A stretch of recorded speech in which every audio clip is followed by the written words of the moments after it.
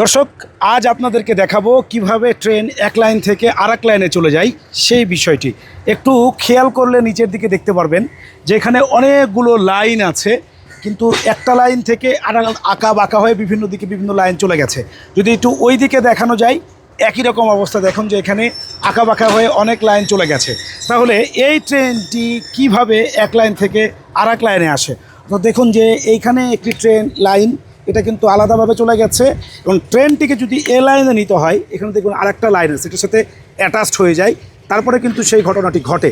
সেটি আসলে কিভাবে ঘটে, বাংলাদেশের বিভিন্ন রেল স্টেশনে বিভিন্ন রকমের এই জিনিসটি রয়েছে। এটি যেখানে CBI computer based interlocking system, সেটি আসলে কম্পিউটারের মাধ্যমে তারা এই পয়েন্টগুলোকে সেখান থেকে নিয়ন্ত্রণ করে।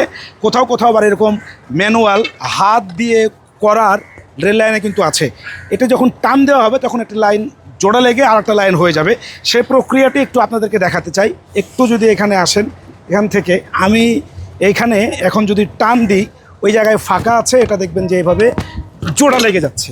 এই যে এটা কিন্তু ফাঁকা হয়ে গেল, অর্থাৎ ওই যে ট্রেনটি এটি কিন্তু এখন এই লাইন দিয়ে সোজা কিন্তু চলে যেতে পারবে এই দিকটাই। এই লাইনটা কিন্তু ফাঁকা হয়ে গেছে। এখন যদি আমি আবার এই লাইনের উপরে ট্রেনটা নিতে চাই, তাহলে এই ট্রেনটিকে আবার কিভাবে নেব?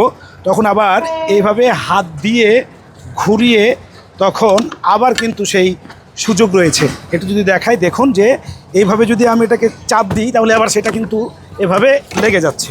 এইভাবে ট্রেনের লাইন আসলে এক লাইন থেকে আরেক লাইন চেঞ্জ করা হয়।